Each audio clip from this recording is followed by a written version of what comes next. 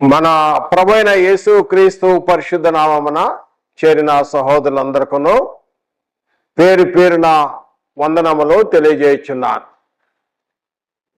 ప్రియమైన సహోదరులారా, ఈరోజు వాక్య సందేశము ప్రార్థన చేసుకొని ప్రారంభించుకుందాం. మహాపరిశుద్ధైన తండ్రి, స్తుతి స్తోత్రములు చెల్లించున్నాం. తండ్రి, మీ ప్రేమను బట్టి మీకు కృతజ్ఞతాస్తుతులు స్తోత్రములు చెల్లిస్తున్నాం. తండ్రి, యేసుక్రీస్తు వారి బలి యాగం ద్వారా మాకు పాప క్షమాపణ మరి నిత్య జీవనకు వారసులుగా చేశావు. తండ్రి, మిమ్మల్ని స్తుతిస్తున్నాం. మరియు మాకు సంఘము సహవాసం ఇచ్చినావు. పరిశుద్ధాత్మ అనే వరము మేము పొంది ఉన్నాం. మీ ఉచిత కృపలో ఉన్నాం కనుక మేము ఇప్పుడు సంఘ సభ్యులుగా ఉన్నాం. మేము నడుచుకోవాల్సిన తీరు, సంఘములో మాకున్న బాధ్యతలు, మేము చేయవలసిన పనులు, మా యొక్క జాగ్రత్తలు మేము ధ్యానిస్తుండగా మీరు మాకు బోధించి సహాయం దయచేయమని యేసుక్రీస్తు నామమున ప్రార్థించి వేడుకొనుచున్నాము తండ్రి, ఆమేన్. ప్రియమైన సహోదరులారా, ఈరోజు ముందుగా లేఖన భాగం చదువుకుందాం. క్రొత్త నిబంధన అపోస్తలుల కార్యములు 2వ అధ్యాయం 38వ వచనము చదువుతున్నాను. పేతురు, మీరు మారు మనసు పొంది పాప క్షమాపణ నిమిత్తము ప్రతివాడు యేసుక్రీస్తు నామమున బాప్తిసం పొందుడే. అప్పుడు మీరు పరిశుద్ధాత్మ అను వరము పొందుదురు. ఈ వాగ్దానము మీకును మీ పిల్లలకును దూరస్తులకు అందరికీ, అనగా ప్రభువైన మన దేవుని తన యొద్దకు పిలిచిన వారందరికీ చెందునని వారితో చెప్పెను. ఈ లేఖనాలు భాగాన్ని బట్టి చూసినట్లయితే పేతురు గారి యొక్క తొలి ప్రసంగము ఇది సంపూర్ణ ప్రసంగము. పేతురు గారు పరిశుద్ధాత్మతో నిండుకొని ఇజ్రాయెల్ ప్రజల ఎదుట ధైర్యంగా ప్రకటించిన ఈ ప్రసంగం. ఈ ప్రసంగము విన్నప్పుడు ఇజ్రాయెల్ ప్రజలు ఈ మాటలకు 36వ వచనములో మరీ విశేషంగా చూసినట్టయితే పేతురు గారు అంటాడు, మీరు సిలువేసిన ఈ యేసునే దేవుడు క్రీస్తుగాను ప్రభుగాను నియమించెను. ఓ ఇజ్రాయెల్ ప్రజలందరూ తెలుసుకోండి అని చెప్పినప్పుడు 37వ వచనం మేమేమి చేయవలను ఆ మాటలు వాళ్ళ హృదయంలో నొచ్చుకొని పొడబడి మాటల ద్వారా వారు హెచ్చరింపబడి అడిగారు, ఇప్పుడు మేమేమి చేయవలేను అని అడిగినప్పుడు 38వ వచనం మనం చదివినాం. అపోస్తల కార్యములో 2వ అధ్యాయము 38వ వచనం మనం చదివినాం. మీరు మారు మనసు పొంది పాప క్షమాపణ నిమిత్తము యేసుక్రీస్తు నామమున బాప్తిసం పొందండి, పరిశుద్ధాత్మనే వరం పొందుతారు. ఇది మీకును మీ పిల్లలకును దూరస్తులకును ఎందరైతే దేవుని దగ్గరికి వస్తారో వాళ్ళందరికీ చెందును. మరి మీరు రక్షింపబడతారు, సంఘముగా చేర్చబడతారని చెప్పినప్పుడు 3000 మంది సంఘముగా కూడుకున్నారు. వారు సంఘ సభ్యులు. మొట్టమొదటగా యెరూషలేములో క్రీస్తు శకం 33.5 సంవత్సరంలో పెంతెకోస్తు దినాన సంఘ సభ్యులు యూదులు మాత్రమే సంఘముగా కూడుకొని ఉన్నారు. తర్వాత 47వ వచనం చూస్తే రక్షింపబడుచున్న వారిని ప్రభు సంఘములో చేర్చుచుండెను. ఈరోజు వాక్య భాగములో అంశము సంఘ సభ్యులు అనగా నేమి, లేక church members definition. Church member means, church members తాత్పర్యాన్ని గురించి ఈరోజు ఈ లేఖన భాగాన్ని బట్టి మనం చదువుకుంటూ అనేక లేఖనాలు పరిశోధన చేద్దాం. సంఘ సభ్యులు అనగా సంఘ సభ్యులు అంటే మనం ఆదివారం నాడు అనేక మంది వస్తూ ఉంటారు, హాల్ అంతా నిండిపోతూ ఉంటుంది ఆదివారం నాడు. వచ్చిన వారు అందులో కొందరు విశ్వాసం ఉంచి వచ్చిన వారు ఉన్నారు. దేవుడు లోకమును ఎంతో ప్రేమించెను కాగా తన అద్వితీయ కుమారుడుగా విశ్వసించు ప్రతివాడు నశింపగా నిత్య జీవం పొందినట్లు ఆయనను అనుగ్రహించినని ఆ మాటకు నమ్మి విశ్వాసం ఉంచి వచ్చిన వారు, యేసుక్రీస్తు దేవుని కుమారుడని నమ్మి విశ్వసించి వచ్చిన వారు నిత్య జీవం కలిగిందని వచ్చిన వారు ఉంటారు.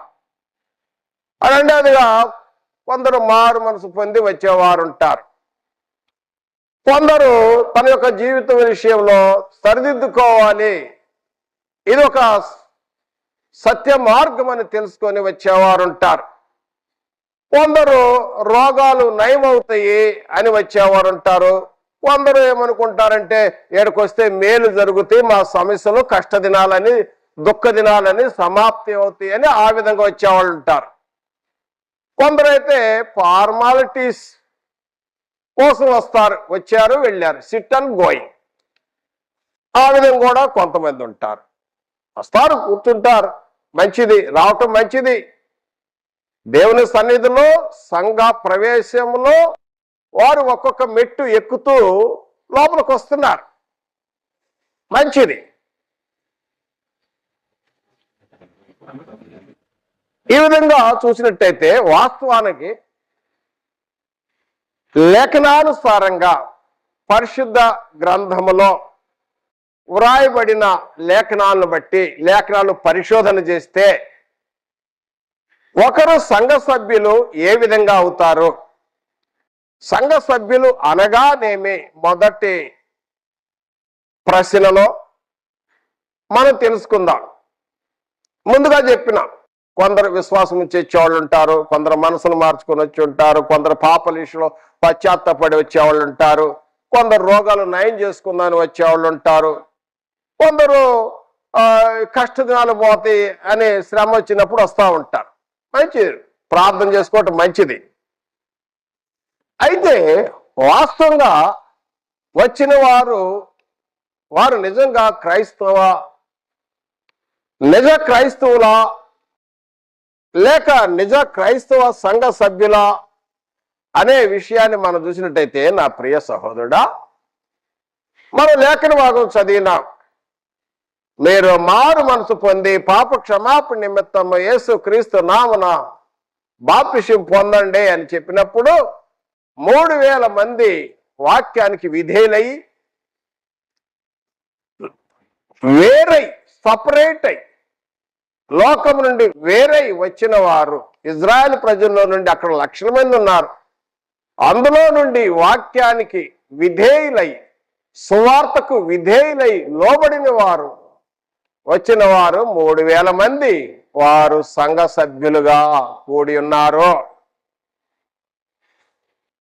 కాబట్టి నా ప్రియ సహోదరులారా, చర్చ్ మెంబర్స్ మెయిన్స్ తాత్పర్యాన్ని మనం చూస్తున్నాం. చర్చ్ మెంబర్స్ తాత్పర్యం చూస్తున్నప్పుడు నిజంగా సంఘ సభ్యులు అనగా విశ్వాసం ఉంచిన వారు, విశ్వాసము, మారు మనసు, యేసుక్రీస్తు దేవుని కుమారుడని మంచి ఒప్పుకోలు ప్రజల ఎదుట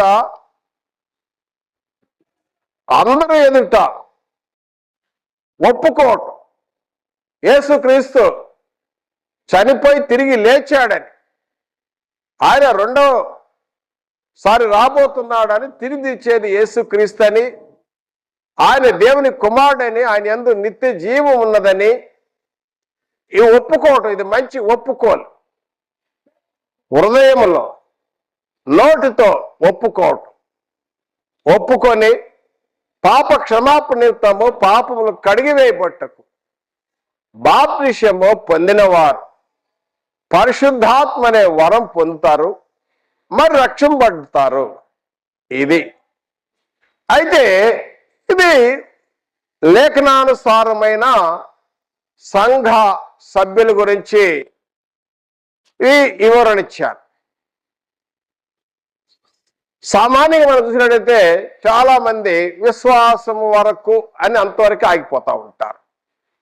విశ్వాసం మంచిదే, విశ్వాసం మంచిది, అది ఒక ఫౌండేషన్. విశ్వాసం ఉంచాడు, యేసుక్రీస్తు మాట విని విశ్వసించాడు, మంచిదే. యేసు ప్రభువారు ఇది కూడా చెప్పాడు. మార్కు సువార్త 16వ అధ్యాయము 16వ వచనములో, నమ్మి బాప్తిసం పొందినవాడు రక్షింపబడును, నమ్మని వానికి శిక్ష విధింపబడును. కాబట్టి బాప్తిసం అనేది కూడా చాలా ప్రాముఖ్యము. ఒక విశ్వాసం మాత్రమే కాకుండా బాప్తిసం కూడా, విశ్వాసం అనే మాటను విశ్వసించినప్పుడు బాప్తిసం అనే ఆజ్ఞ కూడా అంగీకరించవలెను. బాప్తిసమందు జరిగే క్రియ, ఆ క్రియ ఏమనగా దయచేసి గమనించండి. రోమాపత్రిక 6వ అధ్యాయము 3 నుండి 6 వచనాలు, రోమాపత్రిక 6వ అధ్యాయం 3 నుండి 6 వచనాలలో, మీరు క్రీస్తు యేసులోనికి బాప్తిసం పొందిన మీరందరూ క్రీస్తును ధరించుకున్నారని మీరు ఎరగరా? 4వ వచనంలో మనం చూసినట్టయితే, మనను దేవుడు క్రీస్తును మృతుల నుండి లేపాడు, నూతన జీవం పొందుటకు. 5వ వచనంలో క్రీస్తు ఐక్యత. 6వ వచనంలో మనం చూసినట్టయితే ఇది ఒక సమాధి కార్యక్రమం, ఇది ఆయన మరణములోనికి పాలు పొందుతా, ఆయన మరణ సమాధి పునరుద్ధానములో పాలు పొందినప్పుడు ఆ బాప్తిసం అనే కార్యక్రమంలో ప్రాచీన స్వభావం పాతిపెట్టబడి నూతన స్వభావంతో తిరిగి లేచుట, ఇది క్రొత్త జన్మ. యేసు ప్రభు వారు చెప్పారు యోహాను సువార్త 3వ అధ్యాయం 3 మరియు 5 వచనాల్లో, నీటి మూలముగాను ఆత్మ మూలంగాను జన్మించడం ఇది క్రొత్త జన్మ. ఇప్పుడు క్రీస్తునందు చేరుతారు ఇది. కాబట్టి ఈ బాప్తిస కార్యక్రమంలో ఆ నీటిలో మునిగి బట్టలు తడుపుకొని బయటికి రావటం కాదు, అది కాదు ఉద్దేశం. బాప్తిసం అనేది ఇదొక సమాధి కార్యక్రమం. ప్రాచీన స్వభావమును పాతి పెట్టడం, పాప విషయంలో చచ్చిపోవటం. కొలసి రాసిన పత్రిక 2వ అధ్యాయం 12వ వచనములో శరీర స్వభావమును, ఆ స్వభావమును పాతిపెట్టే కార్యక్రమం. మరి రోమాపత్రిక 6వ అధ్యాయం 7వ వచనంలో, చనిపోయిన వాడు విముక్తుడు. ఏ విషయంలో? పాప విషయంలో చనిపోయాడు. అందుచేత ఒక విశ్వాసం మాత్రమే కాకుండా ఇవి అనేక మంది మెట్లు ఎక్కాం. ఏవి?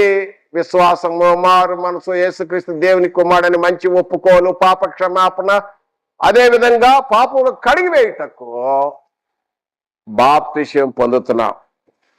బాప్తిసం పొందినప్పుడు ఇంకొక కార్యక్రమం కూడా జరుగుతుంది. ఏంటంటే క్రీస్తును ధరించుకుంటున్నాం. Put on Jesus Christ. గల్తీ పత్రిక 3వ అధ్యాయం 26-27 వచనంలో, క్రీస్తులోనికి బాప్తిసం పొందిన మీరందరూ క్రీస్తును ధరించుకున్నారని మీరు ఎరగరా?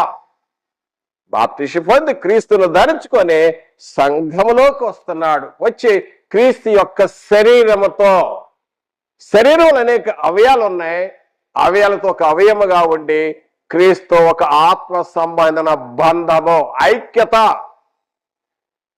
శిరస్సు పరలోకమున దేవుని కుడిపార్శ్వాన ఉంటే, క్రీస్తు శరీరముగా సంఘం ఉంటే, ఇందులో ఒక అవయముగా చేర్చబడి ఇప్పుడు క్రీస్తు రక్తము ఆత్మ సంబంధంగా విశ్వాసం ద్వారా ప్రవహిస్తుంది.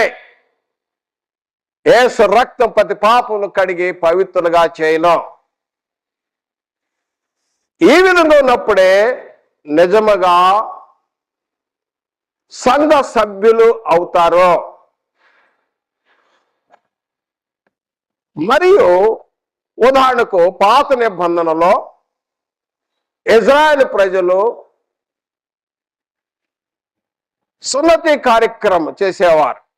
పౌలు గారు అంటాడు ఫిలిప్పీ పత్రిక 3వ అధ్యాయం 5వ వచనములో, 3వ అధ్యాయం 5వ వచనంలో ఫిలిప్పీ పత్రికలు అంటాడు, 8వ దినమున సున్నతి పొందిన వాడే ఇజ్రాయెల్ వంశీ వాడినైతిని అంటాడు.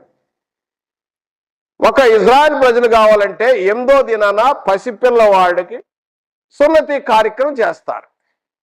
అప్పుడు ఇజ్రాయెల్ ప్రజలు అవుతారు.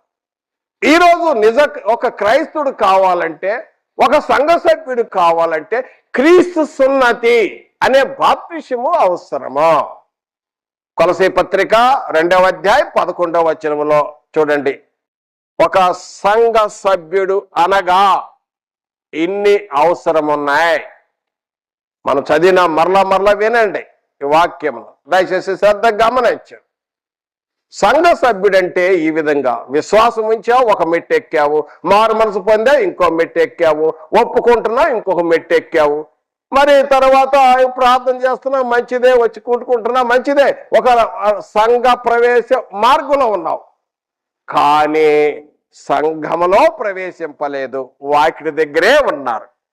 ఎలానగా పేతురు రాసిన మొదటి పత్రిక 3వ అధ్యాయంలో 21వ వచనంలో పేతురు గారు అంటాడు, వాడలో ప్రవేశించిన 8 రక్షింపడ్డారు, బయట వారందరూ ఆ జల ప్రళయంలో మునిగిపోయారు.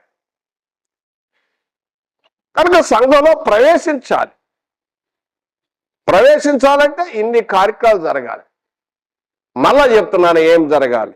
విశ్వాసం మంచిదే, మారు మనసు, యేసుక్రీస్తు దేవుని కుమారుని ఒప్పుకోవటం మంచి ఒప్పుకోలు, పాప క్షమాపణ నిమిత్తము, పాపాలు కడిగి వేయటకు బాప్తిస్మం.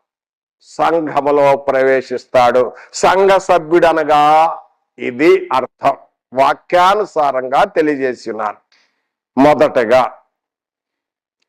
అయితే సంఘ సభ్యుడిగా ఉన్నప్పుడు నా ప్రియ సహోదరుడా, ఎప్పుడైతే సంఘంలో వస్తున్నావో, ఎందుకంటే అపోస్తల కార్యం 2వ అధ్యాయం 47వ వచనంలో lord add souls to the church రాయబడి ఉంది. అంటే ప్రభువే సంఘంలో చేర్చేది, ప్రభు చేరుస్తున్నాడు. ఇప్పుడు క్రీస్తునందు ఉన్నాడు, క్రీస్తునందు ఆత్మ సంబంధమైన ప్రతి ఆశీర్వాదాలకు అర్హుడయ్యాడు. ఎఫ్సీ పత్రిక 1వ అధ్యాయం 3వ వచనంలో. తర్వాత గమనించినట్టయితే సంఘ సభ్యుడు అనగా ఇప్పుడు రక్షింపడ్డాడు, రక్షణ వచ్చేసింది, పరిశుద్ధాత్మని వరం ఉన్నాయి, పాపాలన్నీ కడిగివేయబడ్డాయి, పాప క్షమాపణ జరిగింది, ఒక సంఘ సభ్యుడిగా అయ్యాడు, క్రీస్తు శరీరంలో చేర్చబడ్డాడు, పరలోక సంబంధమైన ఆత్మ సంబంధ ప్రతి ఆశీర్వాదాలు పొంది ఉన్నాడు. తర్వాత చూసినట్టయితే ఇప్పుడు ప్రతి సమాజ కూడికకు అనగా ఇప్పుడు ఏం చేయాలంటే అతడు ఫెయిత్ఫుల్ ఇన్ అటెండెన్స్, అంటే విశ్వాసంతో సంఘమునకు వస్తూ ఉండాలి. నాట్ జస్ట్ వెన్ కన్వీనియంట్, ఏదో సమయం ఉన్నప్పుడు రావటం కాదు. నువ్వు రక్షణ పడ్డావు, సంఘంలో చేర్చబడ్డావు, క్రీస్తు యొక్క శరీరంలో ఒక అవయవం అయిపోయావు, క్రీస్తు కూడా ఐక్యత అయిపోయావు. ఒక విధంగా చెప్పాలంటే ఇది ఆత్మ సంబంధంగా ప్రధానము చేయబడ్డావు, క్రీస్తు ఐక్యత అయిపోయావు. కొరింథీయులకు రాసిన 2వ పత్రిక 11వ అధ్యాయం 2వ వచనం చూస్తే క్రీస్తు కూడా మిమ్మల్ని ప్రధానము చేసి తిని అంటాడు పౌలు గారు. క్రీస్తు ఐక్యత అయినప్పుడు ఇక క్రీస్తు సంబంధం ఏర్పడింది కాబట్టి తప్పనిసరిగా ఎంతో విశ్వాసముతో సమాజములో కూడుటకు రావాలి. సంఘానికి తప్పనిసరిగా సంఘానికి వచ్చి ఆరాధన, విశేషంగా ఆరాధన కార్యక్రమంలో సహవాసంలో ఉండవాలి. ఎందుకంటే ఇది నీ సొంత రక్షణ, నువ్వు రక్షింపబడ్డావు. ఆ రక్షింపబడ్డ ఆ దీపం, వెలిగింపబడిన ఆ దీపం ఆరిపోకుండా జాగ్రత్త చూసుకోవాలి. పౌలు గారు అంటాడు ఫిలిప్పీ రాసిన పత్రిక 2వ అధ్యాయం 12వ వచనంలో, 2వ అధ్యాయం 12వ వచనంలో, మీ సొంత రక్షణను భయముతో వణుకుతో కొనసాగించండి అంటాడు. కంటిన్యూస్. ఒకరోజు వచ్చి ఆ వెళ్ళిపోయేది కాదు. బాప్తిస్మం పొందాడు, మళ్ళీ ఇటు వెళ్ళిపోయాడు, అది కాదు. నాట్ జస్ట్ వెన్ కన్వీనియంట్, ఏదో అనుకూల సమయం వచ్చినప్పుడు, సమయం దొరికినప్పుడే వచ్చి కూర్చుంటా అంటే కాదు. వెలిగింపబడిన దీపం మళ్ళీ ఆరిపోయే అవకాశం ఉంటుంది.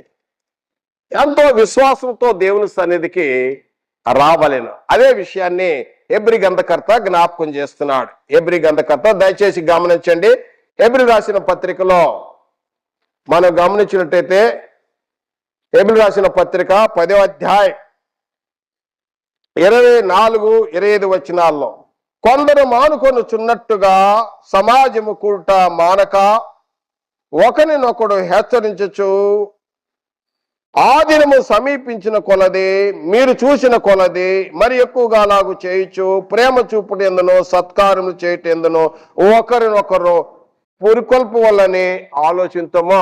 పురికొల్పాలి, ఇంగ్లీష్ ఏంటంటే స్టిర్ అప్ అని రాయబడం. పురికొల్పాలి. కొందరు మానుకొనుచున్నట్టుగా కూడుట మానవద్దు. కొందరు వస్తారు గబాలు మానేస్తారు. ప్రారంభంలో ఎంతో ఆసక్తితో వస్తారు, ఎంతో భక్తి శ్రద్ధలతో వస్తారు, రక్షింపడ్డారు, క్రీస్తునందు దీవెనలు అన్నిటికీ అర్హులయ్యారు, చెప్పచక్యంగాని మహిమాయుక్తమైన సంతోషంలో పాలు పొందారు. కానీ ఏదో కారణాల వల్ల దూరం అయిపోతా ఉంటారు. అందుచేతనే మానే అవకాశం ఉంది కాబట్టే పరిశుద్ధ గ్రంథము బోధిస్తుంది. బైబిల్ మనకు తేటగా తెలియజేస్తున్నది ఏంటంటే, లేఖనాలు తెలియజేసేదంటే కొందరు మానుకొనుచున్నట్టుగా సమాజము కూడుట మానక. ఒకవేళ మానేసేవనుకో, దూరం అయిపోయి ఇంకా దేవునికి దూరం అయిపోతావు. నువ్వు దగ్గరకు వచ్చే కొద్దీ దేవునితో దగ్గర అవుతా ఉంటావు. దేవుని సన్నిధిలో ఈ సమాజము కూడుట అనేది చాలా ప్రాముఖ్యం. ఎందుకంటే ఆదిమ సంఘములో మనం చూసినట్లయితే అపోస్తల కార్యం 2వ అధ్యాయంలోనే 42వ వచనంలో వీరు అపోస్తల బోధ ఎందునో సహవాసం ఎందునో రొట్టె విరుచుట ఎందునో ప్రార్థన చేయట ఎందునో ఎడతెగక ఉండేరే. వీరు అపోస్తల బోధ, అపోస్తలు ఏ బోధ చేశారో ఆ బోధ, సహవాసం, రొట్టె విరుచుట, ప్రార్థన చేయుట, మరియు కొరింథీ రాసిన మొదటి పత్రిక 16వ అధ్యాయం 1-2 వచనంలో ప్రతి ఆదివారం నాడు చందా పోగు చేసే కార్యక్రమం తాను వర్ధిల్లు కొలది. ప్రతి ఆదివారం సంఘములో స్వచ్ఛందంగా తాను కానుక సమర్పించుకునే రోజు ప్రతి ఆదివారము. అపోస్తల కార్యము 2వ అధ్యాయం 7వ వచనంలో ఆదివారం నాడు మేము రొట్టె విరుచుటకు కూడినప్పుడు. అపోస్తల కార్యము 2వ అధ్యాయం 42వ వచనంలో ఆదివారం నాడు వీరు అపోస్తల బోధ ఎందునో సహవాసం ఎందునో రొట్టె విరుచుట ఎందునో ప్రార్థన చేయటం ఎందునో ఎడతెగక ఉండేరే. ఆరాధనలో 5 అంశాలు ఇప్పుడు చూసాం. ప్రార్థన, పాటలు, వాక్యము, ప్రభు సంస్కారం, కానుకలతో 5 అంశాలతో ఆరాధన కార్యక్రమం పూర్తవుతుంది. కాబట్టి సంఘము సమాజము కూడుట మానవద్దు. నా ప్రియ సహోదరుడా, దేవుని యొక్క సంకల్పంలో వచ్చావు. ఆయన పిలిచిన పిలుపులో లోకం నుండి వేరై ప్రత్యేకింపబడి వచ్చి సంఘంగా క్రీస్తు యొక్క శరీరములో క్రీస్తు నందు ఆత్మ సంబంధ దీవెనలో చేర్చబడిన సహోదరుడా, సంఘముగా కూడుట మానవద్దు. మానితే నువ్వెంతో పోగొట్టుకుంటావు, చాలా బాగొట్టుకుంటావు, చెప్పలేవు. దాన్ని వివరించలేని ఎంత బాగొట్టుకుంటున్నావో. దయచేసి ఈ వాక్యం వింటున్నావా? సంగమ కూడుట మానవద్దు. తర్వాత మరి హెబ్రీ పత్రికలోనే 10వ అధ్యాయం 25వ వచనం చదువుతున్నాను. 25వ వచనము చూసినట్లయితే ఆ దినము సమీపించిన కొలది మీరు చూసిన కొలది మరి ఎక్కువగా చేయొచ్చు ప్రేమ చూపుట ఎందునో సత్కార్యములు చేయటం ఎందునో ఒకరు పురికొల్పుదమో. ఆ దినము అన్నాడు. ఆ దినము సమీపించిన కొలది ఏదో ఒకరోజు చాలా దగ్గరికి వస్తుందంట, సమీప వస్తుందంట. ఆ దినం ఏంటో తెలియదు. ఎందుకంటే మనం సంఘ సహవాసం ఉంటున్నప్పుడే ఇది సాధ్యమవుతుంది. సహవాసం ఉన్నప్పుడే మనం రొట్టెలుగలుగుతాం, పాటలు పాడతాం, ప్రార్థన చేయటం, ప్రతి 5 అంశాలు కార్యక్రమాలు చేయటం, అదే విధంగా ప్రేమ చూపించగలుగుతాం, మంచి పనులు చేయగలుగుతాం, గుడ్ వర్క్స్. కాబట్టి ఆ దినము సమీపించిన కొలది అన్నాడు హెబ్రీ గ్రంథకర్త. ఆ దినం ఏంటో తెలియదు. ఏమనగా యేసు ప్రభు వారు ఎప్పుడు వస్తాడో తెలియదు, సెకండ్ కమింగ్ తెలియదు, యేసు ప్రభుకే తెలియదు అన్నాడు. దేవదూతలకు తెలియదు, ఏ నరునికి తెలియదు. when Jesus Christ will come, we don't know. ఎప్పుడు వస్తాడో మనకు తెలియదు, ఒకటి.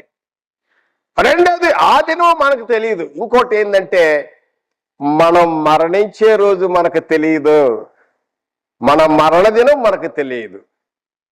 మరణ దినం అనేది ఇది ఒక అపాయింట్మెంట్, ఇది నియమం. మనుషులందరూ ఒక్కసారి మృతి పొందవలయనో ఆ తర్వాత తీర్పు ఉంటుంది అంటాడు హెబ్రీ 9:27.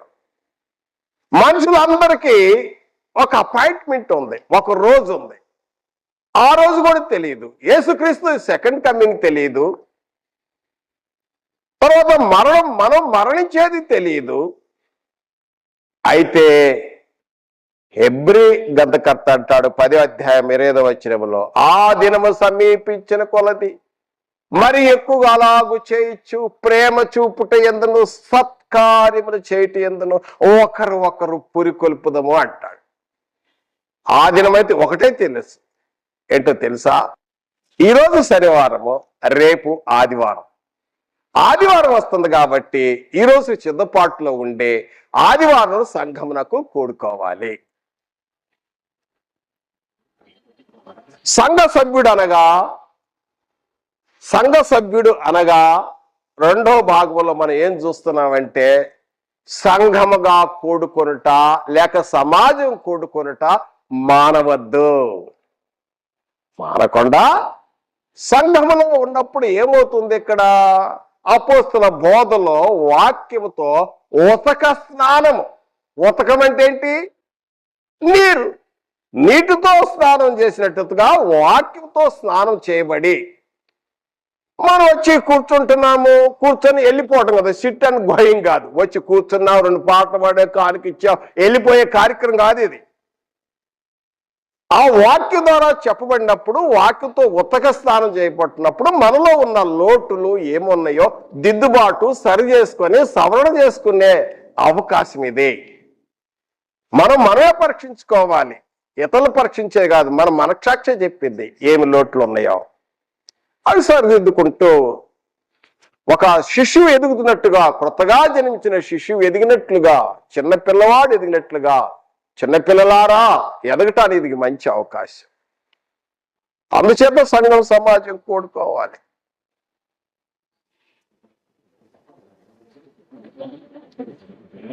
ఎంతో విశ్వాసంతో రావాలి. అంతేగాని నాకు అనుకూలం ఉన్నప్పుడు వస్తానండి, నాట్ జస్ట్ వెన్ కన్వీనియంట్, నాకు ఎప్పుడు అనుకూలత ఉందో అప్పుడు వస్తాను. ఒక ఆయన అన్నాడు, అపోస్తల కార్యం ఒక వ్యక్తి అన్నాడు తెలుసా, ఫేలిక్స్ అన్నాడు. అపోస్తల కార్యం 24:25 ఇప్పటికెళ్ళు పౌలా, నాకు సమయం ఉన్నప్పుడు మళ్ళీ పిలుస్తానని ఆయనకి సమయమే దొరకల, వెళ్ళిపోయాడు. ఇక ట్రాన్స్ఫర్ ఎటు పోయాడో తెలియదు ఫేలిక్స్. సమయం దొరకదు, సమయం పోతే రాదు. నువ్వు ఎన్ని సండేలు మిస్ అయ్యావో, ఎన్ని ఆరాధన కార్యక్రమం మిస్ అయ్యావో ఒక్కసారి పరీక్షించుకో. సంఘ సభ్యుడు అనగా సంఘమునకు తప్పనిసరిగా సంఘ ఆరాధనలో పాల్గొంటాడు, విశ్వాసంతో వస్తాడు. నాట్ జస్ట్ వెన్ కన్వీనియంట్, అనుకూలంగా ఉన్నప్పుడు రావటం కాదు, లేక వచ్చి కూర్చొని వెళ్ళిపోవటం కాదు. సంఘ సభ్యుడంటే మనం ఇప్పుడు చదివినాం హెబ్రీ పత్రిక 10:24-25 చాలా వివరణ ఇచ్చారు. తర్వాత నడితే సంఘ సభ్యుడు అనగా మూడవదిగా గమనించినట్టయితే లేఖన భాగం చదువుకుందాం. మూడవదిగా సంఘ సభ్యుడు అనగా పేతురు రాసిన మొదటి పత్రిక 4:10 చదువుతున్నాను.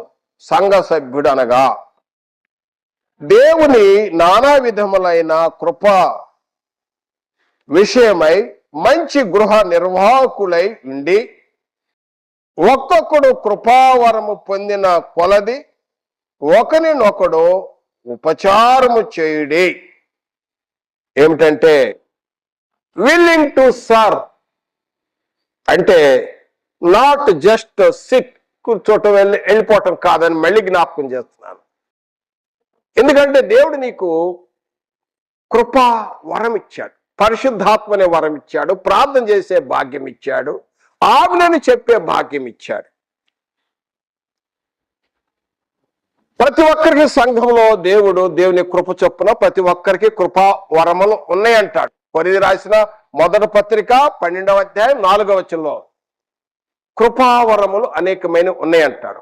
క్రీస్తు యొక్క శరీరములో అనేకమైన మనము ఒక అవయానికి ఏ అవయాలకు వేరు వేరు పనులు ఎలాగ ఉన్నాయో సంఘంలో కూడా అనేక మందికి అనేక పనులు ఉన్నాయి. పౌలు గారు రోమాపత్రిక 12వ అధ్యాయం 4 నుండి 8 వచనాల్లో జ్ఞాపకం చేస్తాడు. శరీరములో అనేక అవయములు ఉన్నట్టుగా మనం అనేక అవయములై ఉండి ఒకే అవయానికి ఒక పని ఒకే విధంగా ఉండకుండా ప్రతి అవయానికి కాళ్ళున్నాయి నడుస్తాయి, చేతులున్నాయి పనిచేస్తాయి, కళ్ళున్నాయి చూస్తాయి, చెవులున్నాయి వింటాయి, నోరనే మాట్లాడతాయి. కనుక వీటికి ఏ పనులు ఉన్నాయో అదే విధంగా సంఘంలో కూడా ప్రతి ఒక్కరికి పని ఉన్నది. ఆ విషయాన్ని జ్ఞాపకం చేస్తాడు. ప్రవశించేవాడైతే అంటే వాక్యం చెప్పేవాడు వాక్యం చెప్పటంలోను, బోధించేవాడు బోధించట్లోను, ఉపదేశించేవాళ్ళు హెచ్చరించట్లోను, పరిచర్య చేసేవాళ్ళు పరిచర్యలోను, పంచిపెట్టేలోను, ప్రార్థన చేసేవాళ్ళు ప్రార్థన చేయటంలో, ప్రేమ చూపేవాళ్ళు ప్రతి ఒక్కరు కూడా పని ఉన్నదే. విల్లింగ్ టు సర్వ్, ప్రతి ఒక్కరూ దేవుడు నీకు అనుగ్రహించిన కృప చొప్పున నీకు పని ఉన్నది. అందుచేత సంఘ సభ్యుడు అనగా సంఘములో తప్పనిసరిగా వచ్చి పని చేసేవారుగా ఉండవలెను. Willing to serve, not just sit. తర్వాత చూసినట్లయితే నా ప్రియ సహోదరుడా, 4వ చూసినట్లయితే 4వగా యాక్టివ్ ఇన్ గివింగ్, దేవునికి ఇచ్చుటలో ఎంతో ఉత్సాహంగా ఇచ్చేవాడుగా ఉండవలెను. లేఖనాలు చదువుకుందాం. ఎందుకంటే ఇది పరిశుద్ధుల పరిచర్య, పరిశుద్ధుల కొరకైన పరిచర్య. ఈ పరిచర్య ధర్మం ఏ విధంగా జరిగిద్దంటే సంఘము క్షేమాభివృద్ధి. ఇంతకుముందు పాఠంలో చెప్పుకున్నాం. సంఘం యొక్క విధిలో సంఘము క్షేమాభివృద్ధి, బేదలు అనాథులు దిక్కులేని వారు అవసత వారున్న వారికి సహాయపడటం 2. 3వది సంఘము సువార్త వ్యాపకము. 4వది పాలన చేయి పెద్దలు కనిపెట్టుకొని ఉంటారు, వాక్యోపదేశం చేస్తూ ఉంటారు, బాగుగా పాలన చేయి పెద్దలు రెట్టింపు సన్మానానికి పాత్రలు తిమోతి అంటాడు. తిమోతి రాసిన మొదటి పత్రిక 5వ అధ్యాయంలో. తర్వాత అంటాడు నూర్చటి ఎద్దుకు మూతికి శిఖమేయద్దు. కాబట్టి ఎద్దుల గురించి చెప్పలేదు. ఎవరైతే ఆశతో సంఘాన్ని కనిపెట్టుకొని పరిచర్య వాక్యం బోధిస్తూ ఉంటాడో అతని విషయం కూడా సంఘం ఆలోచించాలి. అందుచేత ఈ యొక్క చందా లేకపోతే కానుకలు దేవుని పరిచర్యలో ఇచ్చేవారు యాక్టివ్ ఇన్ గివింగ్, ఇచ్చుటలో చాలా ఉత్సాహంగా ఉండాలి. పౌలు జ్ఞాపకం చేస్తున్నాడు. కొరింథీ రాసిన 2వ పత్రిక 9వ అధ్యాయం 7వ వచనం నుండి చదువుతున్నాను. సణుగు కొనకయు బలవంతము కాకయు ప్రతివాడును తన హృదయములో నిశ్చయించుకొని ప్రకారము ఇయ్యవలెను. దేవుడు ఉత్సాహముగా ఇచ్చువాన్ని ప్రేమించును. దేవునికి ఇచ్చేవారు సంతోషంగా సణుగు కొనక, బలవంతంగా కాదు, బలవంతాన్ని బలవంతంగా వసూలు చేసే చందా కార్యక్రమం కాదు ఇది.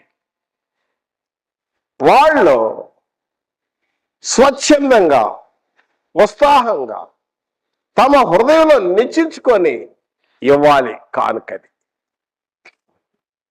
మనకు అనేక మంది సంఘంలో నేను పేర్లు చెప్పలేదు, చాలా మంది సంతోషంగా పరిచర్లు ఇస్తూ ఉంటారు, నవ్వుతూ హ్యాపీగా ఇస్తారు. ఎందుకంటే ఇది నేను దేవునికి ఇస్తున్నాను, ఇది దేవుని పరిచర్యలు ఇస్తున్నాను, అది సరిగా అందులో పరిచర్యలో ఉపయోగపడుతుందని ఇస్తున్నారు.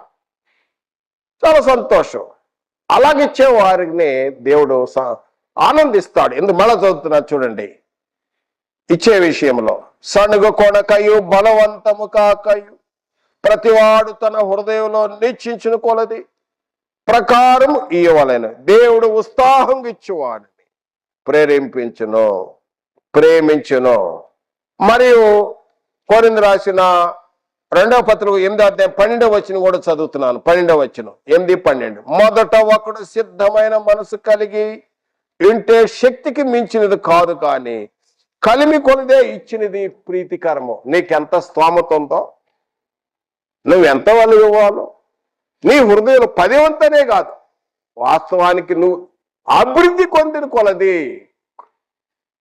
కొరింథీ రాసిన మొదటి పత్రిక 16వ అధ్యాయం 1వ వచనం, తాను వర్ధిల్లిన ప్రకారము తాను ఎంత వర్ధిల్లుతున్నాడో వర్ధిల్లిన ప్రకారము సంతోషంగా ఇవ్వాలి. ఇచ్చుట విషయంలో ఇది బలవంతంగా పోజేసే కార్యక్రమం కాదు. ఒకళ్ళు బాధ పెట్టి వసూలు, వాళ్ళు లేనిపోయిన భారాలు పెట్టి పోజేసే సందా కార్యక్రమం కాదు ఇది. లేక పోలు చేసి వసూలు చేసే కార్యక్రమం కానే కాదు. ఇచ్చేవారు సంతోషంగా యాక్టివ్ ఇన్ గివింగ్, ఉత్సాహంగా ఇవ్వాలి. వాళ్ళ మనసులో నిశ్చయించుకొని ఇచ్చే కార్యక్రమం. కొంచెంగా విత్తవాడు కొంచెమైన పంట కోస్తాడు, సమృద్ధిగా విత్తవాడు సమృద్ధి అయిన పంట కోస్తాడు. నువ్వు ఎంత అయితే అంత పంట వచ్చింది. ఇది కూడా వాస్తవమే. కాబట్టి ఇచ్చే విషయంలో బలవంతం చేసే కార్యక్రమం కాదు. ఎందుకంటే ఇచ్చుడు ద్వారా దీవెనలు ఉన్నాయి. యేసు ప్రభు వారు కూడా చెప్పారు. లూకాసు వార్త 6వ అధ్యాయం 38వ వచనములో ఇవుడి మీకు ఇవ్వబడును అన్నాడు. అణిచి కుదిలించి దిగజారునట్టుగా మీరు ఎట్టి కొలతో ఇస్తారు, అట్టి కొలతో మరలా మీకు తిరిగి వస్తుంది. అణిచి కుదిలించి దిగజారినట్టుగా. మాకు ఆ గుంటూరు ప్రాంతాల్లో మిరపకాయ గోతాలు ఉంటాయి. మిరగాయలు తొక్కి ఇంత పెద్ద పెద్ద గోతాలు ఉంటారు. ఇంకొక ఎగ్జాంపుల్ పొగాకు కూడా ఉంటుంది అక్కడ ప్రసిద్ధి. పొగాకులు కూడా బేళ్లు తొక్కుతారు, పొగాకు తొక్కుతారు. చాలా ఉంటుంది అందులో. అలాగే ఇచ్చే విషయంలో కూడా అణిచి కుదిలించి దిగజారినట్టు కదిలించి నువ్వు ఎట్టి కొలుతావు అట్టి కొలత మళ్ళా తిరిగి ఇవ్వబడు. అందుకని ఎవరి దగ్గర కూడా బలవంతంగా వసూలు చేయకూడదు. వాళ్ళు ఇచ్చేవారు తమ హృదయాన్ని నిశ్చయించుకొని వాళ్ళు సామర్థ్యం కొలది, వారికున్న స్తోమత కొలది ఇచ్చే కార్యక్రమం. ఒక ఎగ్జాంపుల్ చెప్తాను. ఎందుకంటే యాక్టివ్ ఇన్ గివింగ్, ఇచ్చుట విషయంలో జ్ఞాపకం చేస్తున్నప్పుడు పౌలు గారు కొరింథీ రాసిన 2వ పత్రికలోనే 8 నుండి 8వ అధ్యాయము మొదటి 4 వచనాలు చదువుతున్నాను. కొరింథీ రాసిన 2వ పత్రిక 8వ అధ్యాయం మొదటి 4 వచనాలు చదువుతున్నాను. సహోదరులారా, మాసిదోనియ సంఘమునకు బడి ఉన్న దేవుని కృపను గూర్చి మీకు తెలియజేయుచున్నాను. ఏలనగా వారు బహుశ్రమల వలన పరీక్షింపబడగా అత్యధికంగా సంతోషించరి. మరి వారు నిరుపేదలైనను వారి దాతృత్వము బహుగా విస్తరించెను. ఈ కృప విషయములో పరిశుద్ధుల కొరకైన పరిచర్యలో పాలు పొందే విషయంలో మనఃపూర్వకంగా మమ్మును వేడుకొనుచు వారు తమ సామర్థ్యం కొలదే గాక సామర్థ్యం కంటే ఎక్కువగా తమంతడు తామే ఇచ్చిరని మాట సాక్ష్యం ఇచ్చుతున్నాను. పౌలు గారికి సాక్ష్యం ఇస్తున్నాడు. మాసిదోనియ సంఘం, ఆ సంఘం చాలా పేద సంఘం, పేదవారు. అయినా కూడా పౌలు గారు ఎంత ఇస్తాడు అనుకోలేదట. వాళ్ళు నిరుపేదలు, పేదలు కాదు నిరుపేదలు, ఇంకా వెరీ వెరీ పూర్ పర్సన్స్, సంఘ సభ్యులు. కానీ పౌలు గారు అంటాడు ఈ కృప అంటాడు. ఇచ్చుట అనేది ఇది కృప పొందిన వారు. ఈ కృపా పరిచర్యలో ఇచ్చే విషయంలో, వారి యొక్క దాతృత్వం, వారి యొక్క త్యాగం, వాళ్ళు హృదయంలో మనసు పూర్తిగా ఇచ్చే కార్యక్రమం బహుగా ఇచ్చారట. వాళ్ళగారు అంటాడు, మీరు ఇంతగా ఇస్తారని నేను అనుకోలేదు అంటాడు. ఆశీర్వాదం దేవుని పరిచర్యలో. ఈ ధనం దేనికోసము? డిపాజిట్ చేయడానికి కాదు, పోగు చేయటానికి కాదు. ధనం పోగు చేయడానికి, ధనం ఎక్కడుందో మనసు కూడా అక్కడే ఉంటది. పోగు చేయటానికి కాదు, అక్కడ పరిశుద్ధుల కొరకైనా పరిశుద్ధుల కొరకు పోగు చేసే, పరిచర్య కొరకు పోగు చేసే కార్యక్రమం. పరిశుద్ధుల కొరకు పరిచర్యలో ఈ పరిచర్య అంటే ఏంటి? ఇంతకు కూడా చెప్పినారు. సంఘము క్షేమాభివృద్ధి చెందటానికి, ఒకటి సంఘం క్షేమాభివృద్ధి బిల్డింగ్ గురించి కాదే చెప్పేది. సంఘము క్షేమాభివృద్ధి అంటే అందులో పేదవాళ్ళు ఉంటారు. సంఘంలో బిల్డింగ్ రిపేర్లను కూడా చేసుకోవచ్చు. కొన్ని ప్యాన్లు అవసరమైనవి, కొన్ని సంఘంలో ఏది అవసరం, వస్తువులు అవసరం ఉంటే మంచిదే. ముఖ్య ఉద్దేశం ఏంటంటే సంఘము క్షేమాభివృద్ధి ఎడిఫై చేయటానికి, పేదలకు ఆ యొక్క పరిశుద్ధుల పరిచర్యలో ఆ పోగు చేసిన ఆ ధనము దేనికి ఉపయోగించాలంటే సంఘము క్షేమాభివృద్ధి ఒకటి. రెండోది సంఘంలో పేదవాళ్ళు. ఆదిమ సంఘంలో ఎలా ఉన్నారంటే, పేదవాళ్ళు, బ్రదర్ మే హెల్ప్ యూ, నేను నీకు ఎలాంటి సహాయం చేయగలుగుతాను, అమ్మా నీకు ఎలాంటి సహాయం చేయగలుగుతాను, ఆ విధంగా అడిగారు. మీకేమైనా అవసరం ఉందా? ఆ విధంగా సంఘంలో పేదలు, అనాథలు, దిక్కులేని వారు, అలాంటి వారికి సహాయం చేసేది రెండోదైతే, సువార్త వ్యాపకం చేయటంలో మూడోదైతే, నాలుగవది ఏంటంటే సంఘాన్ని కనిపెట్టుకొని పరిచర్య చేస్తున్న సేవకుడు లేకపోతే పెద్దలు, ఆ యొక్క నాయకులకు వారి విషయం కూడా ఆలోచన చేయాలి. తర్వాత నడితే నా ప్రియ సహోదరుడా, సంఘ సభ్యుడు అనగా ఐదో విషయంలోకి వస్తున్నాను. సంఘ సభ్యుడు అనగా ఐదో విషయంలో తన యొక్క బాధ్యత గురించి కూడా మనం చూసినట్టయితే, హెబ్రీ పత్రిక 13వ అధ్యాయం 17వ వచనం చదువుతున్నాను. 13వ అధ్యాయం 17వ వచనం హెబ్రీ పత్రిక. మీపైన నాయకులుగా ఉన్నవారు లెక్క అప్పజెప్పవలసిన వారి వలె మీ ఆత్మను కాయిచున్నారు. వారు దుఃఖముతో ఆ పని చేసిన ఎడల మీకు నిష్ప్రయోజనము గనుక దుఃఖముతో కాక ఆనందముతో చేయనట్లు వారి మాట విని వారికి లోబడి ఉండుడి. Submissive to leaders. మీ నాయకుల మాటకు వాళ్ళు వాక్యం బోధిస్తూ ఉంటారు. వారు బోధించడం మాత్రమే కాదు, ఆత్మలో కాయిచున్నారు. సంఘంలో ఇంతమంది వస్తున్నారు, ప్రతి ఒక్క ఆత్మ గురించి లెక్క అప్పజెప్పాల్సిన బాధ్యత నాయకులకు ఉంది, అధ్యక్షులకు ఉంది, లేక పెద్దలకు ఉన్నది ఈ బాధ్యత. కనుక వారు ఎంతో భారముతో పని చేస్తున్నారు కాబట్టి వారిని దుఃఖపెట్టే కార్యక్రమం చేయకూడదు. ఎప్పుడు దుఃఖపెట్టే కార్యక్రమం ఎట్లంటే, వాళ్ళకి సబ్మిసివ్ టు ద లీడర్స్, లేకపోతే రూల్ చేసేవారు, అంతేగాని నాట్ ఆల్వేస్ క్రిటికల్. ఎప్పుడు కూడా సమస్యగా ఉండకూడదు. మీకు వాక్యం అందజేస్తున్నారు, మీ కొరకు ప్రార్థన చేస్తున్నారు, మీరు సంఘం గురించి ఆలోచిస్తూ ఉంటారు, సంఘాన్ని గురించి చింత కలిగి ఉంటా ఉంటారు. కనుక వాళ్ళు ఇంత ప్రయాసపడి పనిచేస్తున్నప్పుడు మరి సంఘ సభ్యులు అనగా ఏంటంటే, వారు మీ పైన నాయకులు మీ ఆత్మను కాయిచున్నారు కాబట్టి వారి మాట విని వారికి లోబడి ఉండుడి. సంఘ సభ్యులు అనగా ఇది అర్థం. కనుక నా ప్రియ సహోదరుడా, గమనించాలి ఈ విషయాలు. ఎందుకంటే వీరు నాయకులు లేకపోతే పెద్దలు. ఎప్పుడైనా యాకోబు భక్తుడు అంటాడు 5వ అధ్యాయం 13 నుండి 14 వచనాల్లో, మీలో ఎవరైనా రోగి ఉన్నారా ప్రార్థన మీలో శ్రమ సంభవించిన సంతోషం కలిగిన ప్రార్థన చేయండి.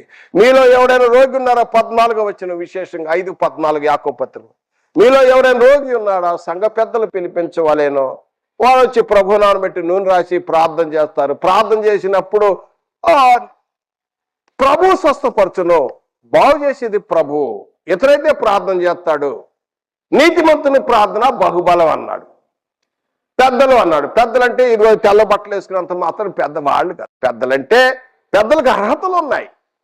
తిమోతి రాసిన మొదటి పత్రిక 3వ అధ్యాయం చూసినట్టయితే, అదేవిధంగా తీతు పత్రికలో 1వ అధ్యాయంలో సంఘ పెద్దలు అర్హతలు ఉన్నాయి. ఆ పెద్దలు అర్హతలు ప్రకారం ఉన్నప్పుడు వాని ప్రార్థన బహుబలం. ఎందుకంటే అతడు ఎప్పుడు దేవునితో మంచి భయభక్తులు కలిగి ఎప్పుడు ప్రార్థన చేస్తూ ఉంటాడు. దివారాత్రులు వాక్యం ధ్యానిస్తూ ఉంటాడు. బైబిల్ మెడిటేషన్ చేస్తాడు, చదువుతూ ఉంటాడు, మంచి మంచి వాక్యాలు బోధిస్తూ ఉంటాడు. ప్రతి ఒక్కళ్ళ గురించి ప్రేయర్ చేస్తూ ఉంటాడు. ప్రతి ఒక్కళ్ళు ఒక పక్కన మొదలుపెట్టి పేరు పేరున ఆ యొక్క ప్రార్థనలో దానికి మన బాబీ గురించి ప్రేయర్ చేస్తాను.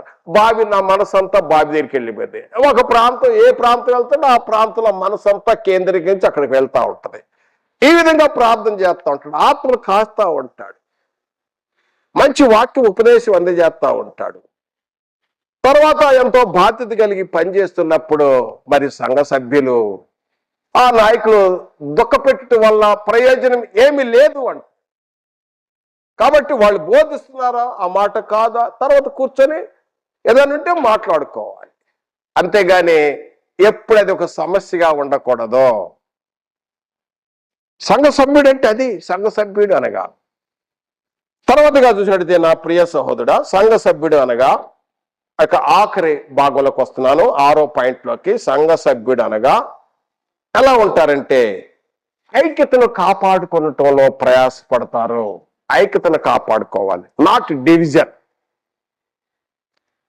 ప్రమోట్ యూనిటీ, ఐక్యత కొరకు ప్రయాసపడాలి. సంఘ సభ్యుడు అనగా అర్థం ఏంటంటే, అంటే రక్షింపబడిన వ్యక్తి, సంఘంలో చేర్చబడిన వ్యక్తి ఏమి చేయాలంటే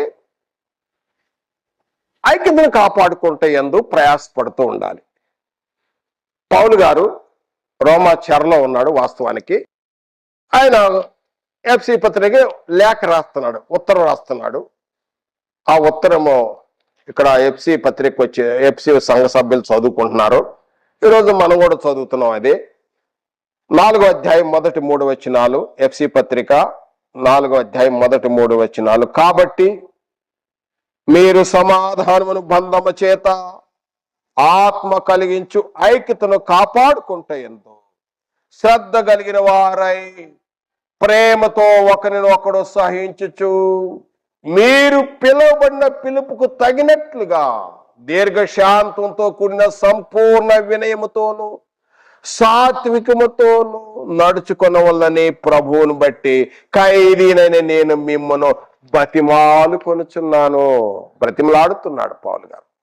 ఎఫ్సీలో ఉన్నాడు. ఐక్యత గురించి యేసు ప్రభు వారు కూడా ఐక్యత గురించి ప్రేయర్ చేశారు. ఐక్యత, సహోదరులు ఐక్యత కలిగి నివసించుట ఎంత మేలో ఎంత మనోహరం. కీర్తన 133 మొదటి వచనం.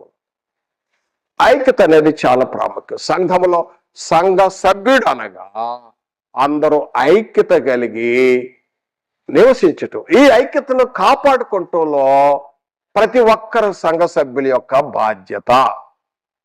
పౌలు గారు ఏమంటాడంటే మీరు పిలువబడిన పిలుపుకు తగినట్లుగా అంటాడు. You are called out people అంటే ఎక్లేషియా అంటే పిలువబడ్డారు, లోకం నుండి ప్రత్యేకింపబడ్డారు. కాబట్టి సంఘముగా మీరు కూడుకున్నప్పుడు అందరూ సహోదరులు ప్రేమతో సహించుచు ఒకరొకరు సన్మానించుకొనొచ్చు. ఎందుకంటే అంటాడు మొదట వచ్చిన, కాబట్టి మీరు సమాధానమును బంధము చేత ఆత్మ కలిగించు ఐక్యతను కాపాడుకుంటకు శ్రద్ధ శ్రద్ధ శ్రద్ధ అనేది చాలా ప్రాముఖ్యం. ప్రమోట్ యూనిటీ చాలా అవసరం, నాట్ డివిజన్. ఇది దేవుని ఇల్లు, క్రీస్తు శరీరమైన సంఘం. ఈ సంఘాన్ని విభజన చేయకూడదు. ఎవరు కూడా ఏ స్థానిక సంఘంలో నువ్వు ఉంటున్నావో ఆ స్థానిక సంఘంలో విభజన చేసే కార్యక్రమాలు చేయకూడదు. ఎందుకంటే ఈ సమస్య జరిగితే సంఘానికి శిరస్సు క్రీస్తు. ముందు శిరస్సుకు బాధ కలిగింది, శిరస్సుకు బాధ కలిగింది. తర్వాత పరిశుద్ధాత్ముడు అంటున్నాడు, కొరింథీయులకు రాసిన మొదటి పత్రిక 3వ అధ్యాయం 16, 17 వచనములో, మీరు దేవునికి ఆలమై ఉన్నారు. సంఘమంతా కూడా దేవుని ఆలయం, నాట్ బిల్డింగ్. మనమే ఆలయం. దేవుని ఆత్మ మనలో నివసిస్తుంది కనుక దేవుని ఆలయాన్ని ఎవడైనా పాడు చేస్తే దేవుడు ఇంకా వాడిని పాడు చేస్తాడు. ప్రియమైన దేవుని బిడ్డలారా, యథార్థం చెప్తున్నాను, ఎవరైతే ఈ యొక్క ఆలోచన కలిగి ఉంటారో అనేక మంది, నిజంగా నేను పేర్లు చెప్పదలుచుకోలే, చాలా భయంకర పరిస్థితి. సంఘానికి ఎప్పుడు కీడు చేయకూడదు, ఐక్యత కోసం ప్రయాసపడాలి.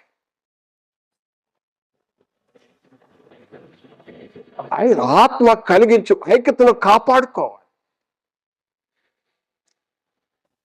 సంఘ సభ్యుడనగా ఐక్యత కొరకు ప్రయాసపడుతూ, కాబట్టి సంఘంలో ప్రతి ఒక్కరు కూడా ఆత్మ కలిగించు, సమాధానం బంధం చేత ఆత్మ కలిగించు ఐక్యతను కాపాడుకుంటకు శ్రద్ధ కలిగి ఉండవలేను.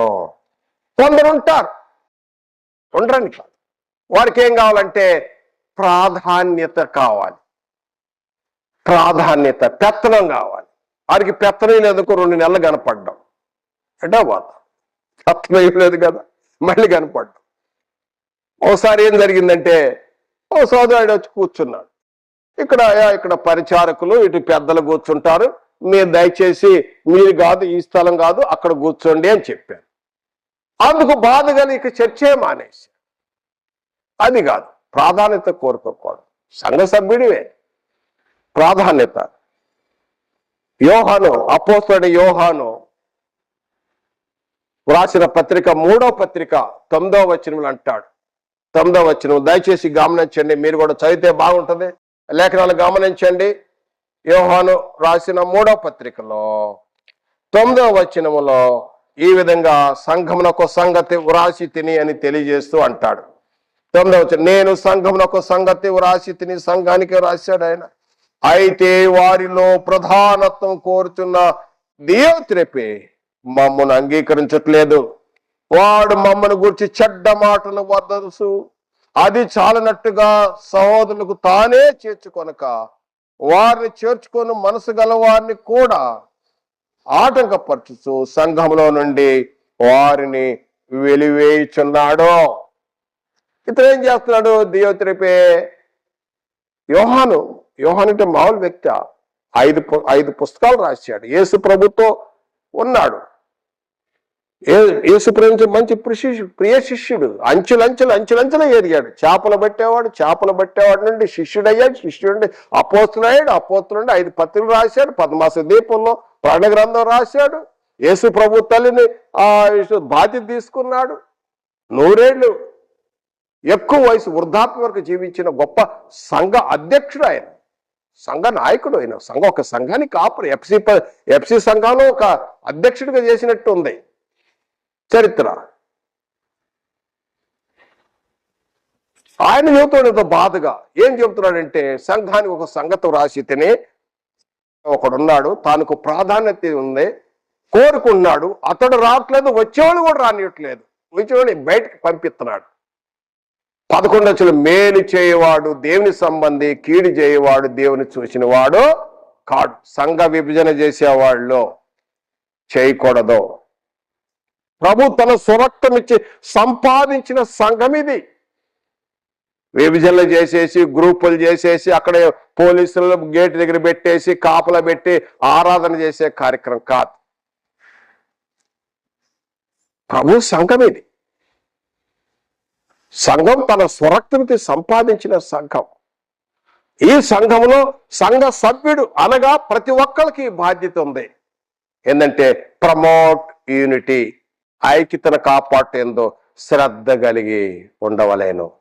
ఆఖరుగా ప్రియమైన సహోదరులారా, గమనించినట్లయితే ముగింపులో, మరి చర్చ్ మెంబర్, నిజ సంఘ సభ్యుడు ఏ విధంగా నడుచుకుంటాడో, లేకపోతే నిజ క్రైస్తవుని పిలుస్తారు, ఏ విధంగా నడుస్తూ ఉంటారో ఇన్ని విషయాలు జ్ఞాపకం చేశాను. ఏంటంటే మొట్టమొదటగా అసలు సంఘ సభ్యుడు అనగా ఎవరు అనే విషయాన్ని తెలియజేశాను.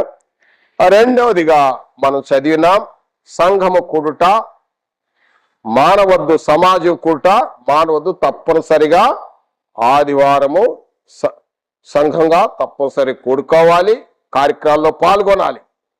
తర్వాత విల్లింగ్ టు సర్వ్, నీకు ఇచ్చిన కృప చొప్పున పనిచేసేవాడిగా ఉండాలి.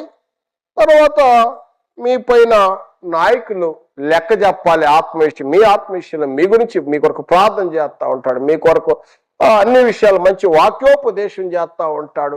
తర్వాత నువ్వు పిలువగా గమనం వచ్చేస్తాడు, మీరు రోగి ఉన్నారా అని కప్పురు చేయగానే ఆయన కప్పురు చేయగానే అన్ని వచ్చి మీ కొరకు ప్రార్థన చేస్తాడు. నీతిమంతుని ప్రార్థన బహు బలం.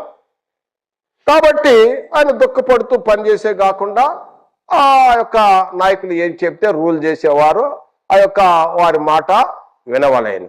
తర్వాత చూసినట్టయితే మరి ఆఖరిగా సంఘ ఐక్యతను కాపాడుకోవాలి. ఇప్పుడు చూసినట్టయితే ఇది సంఘ సభ్యుడు అనగా నేమి తాత్పర్య వివరణ ఇచ్చాను. అయితే ఇంకా ముందుగా చెప్పుకున్నట్టుగా విశ్వాసం నుంచి ఒక మెట్టు ఎక్కాము, లేకపోతే మారు మనసు పొందావు మంచిదే, లేకపోతే సంఘానికి వస్తున్న ప్రార్థన చేసుకుంటున్నావు, ఇవన్నీ ఉన్నాయి. అయితే ఏంటంటే ముందుగా చెప్పబడినట్టు విశ్వాసము, మారు మనసు, యేసుక్రీస్తు దేవుని కుమారుడు ఒప్పుకోవడం, పాప క్షమాపణతో బాప్తిసం పొందకపోతే ఇదిగో ఇప్పుడే మిక్కిలి అనుకూల సమయం, ఇదిగో ఇదే రక్షణ దినం. ఒకళ్ళు రక్షింపడ్డావా, నీ రక్షణ నీ కృపను వ్యర్థం చేసుకోవద్దు.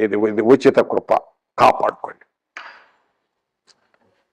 కాబట్టి నా ప్రియ సహోదరుడా, మరి ఇన్ని హెచ్చరిస్తున్నప్పుడు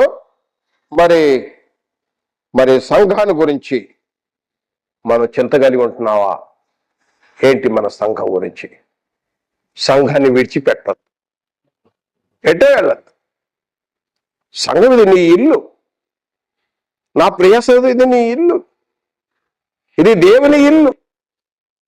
సంఘం విడిచి ఎటో తిరిగే ఒక గంప విడిచి గుంపులోకి వెళ్ళావనుకో, అక్కడేం సంతోషం ఉంటుంది?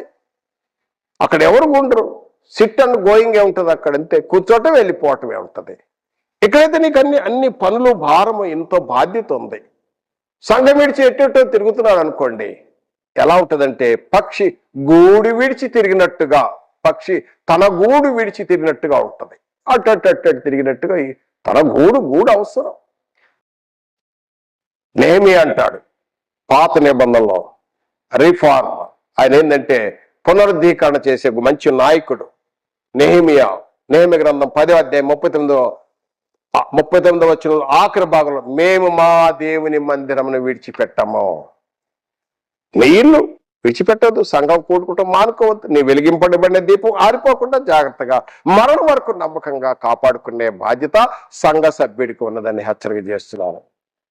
ఇక ఆఖరిగా తెలియజేసే విషయం ఏంటంటే, మనం చేసే ఆరాధన దాదాపు 2 గంటలు మనం ఆరాధన చేస్తూ ఉంటాం. పాటలు, వాక్యం, ప్రార్థన, ప్రభు సంవత్సరం కాదు, 2 hours, దాదాపు 2 hours. ఈ 2 hours అనేది ఒక ఎగ్జామినేషన్ హాల్లో ఎగ్జామ్ రాసినట్టుగానే ఉంటుంది. ఒక ఎగ్జామినేషన్ హాల్లో ఇన్విజిలేటర్ ఉంటాడు, వాళ్ళు వచ్చి టైంకి గేట్ వేస్తాడు, ఆ పరీక్షలో పేపర్లు ఇస్తాడు, పరీక్ష రాపిస్తాడు. ఆ ఇన్విజిలేటర్ కనిపెట్టుకుంటాడు, 2 hours కాగానే వెళ్ళిపోతాడు. కానీ ఇక్కడ ఇది ఎగ్జామినేషన్ హాల్ ఎలాంటిదంటే 5 అంశాలతో పాటలు పాడతారు, వాక్యము, ప్రార్థనలు ఎన్ని జరుగుతాయి, ఎప్పుడు వస్తున్నావో ఎప్పుడు వెళ్తున్నావో ఎవరేమనరు ఇక్కడ.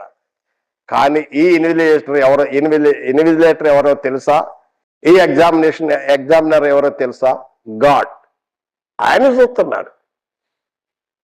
తన యందు యథార్థ హృదయం గలవారు ఎవరున్నారో అని ఆయన చూస్తున్నాడు. 2వ దినవృత్తాంతాలు 16:9, కీర్తన గ్రంథం 11:4 వచనం, ఆయన కనుదృష్టి సంచారం చేస్తున్నది. నువ్వు ఎప్పుడు వస్తున్నావు, ఎప్పుడు వెళ్తున్నావు? ఇందులో ఎవరు అడగరు. అక్కడైతే ఇన్విజిలేటర్ కంట్రోల్ చేస్తాడు, ఇక్కడైతే దేవుడు చూస్తున్నాడు. దేవుడి కొరకు ఈరోజు ఏమి విన్నాం, ఈ వాక్యం ద్వారా ఏమి సరిదిద్దుకున్నాం, తిరిగి వెళ్ళేటప్పుడు మేము ఈరోజు కొంత పాఠం నేర్చుకున్నాం, కొంత విషయాలు నేర్చుకున్నాం, సరిదిద్దుకోవాలి. కూర్చొని ఆలోచించినప్పుడు తెలిసింది, నువ్వు మనం పరీక్షించుకు తెలిసింది మనలో ఏమి లోటుపాట్లు ఉన్నాయో సరిదిద్దుకునే మంచి అవకాశం, క్రీస్తు యొక్క స్వారూప్యంలోకి వెళ్ళే మంచి అవకాశం. కాబట్టి నా ప్రియ సహోదరుడా, ఈరోజు మనము సంఘ సభ్యుడు అనగా అనే అంశం మీద అనేక విషయాలు నేర్చుకున్నాం.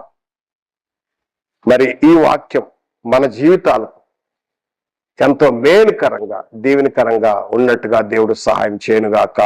ఆమేన్. ప్రార్థన. పరిశుద్ధైన తండ్రి, స్తుతి స్తోత్రములు. క్రీస్తునందు, క్రీస్తు రక్తంలో మమ్మల్ని కడిగి, క్రీస్తు ఉచిత కృపలో మమ్మల్ని నుంచి నిత్య నరక నుండి తప్పించి నిత్య జీవానికి వారసులుగా చేసి, మరియు మాకు సంఘము సహవాసం ఇచ్చినందుకు కూడా కృతజ్ఞతలు చెల్లిస్తున్నాం. మరియు మేము ప్రతి ఆదివారం యేసు క్రీస్తు మరణ సమాధి పునరుత్థానమును మా యొక్క హృదయంలో, మనస్సులో క్రీస్తు మరణ సమాధి పునరుద్ధారమును జ్ఞాపకం చేసుకునే భాగ్యము మాకు ఈ క్రొత్త నిబంధన చట్టం ఇచ్చినందుకు కృతజ్ఞతలు స్తోత్రాలు చెల్లిస్తూ యేసు క్రీస్తు నామమున ప్రార్థించి వేడుకొనుచున్నాము తండ్రి. ఆమేన్. థాంక్యూ.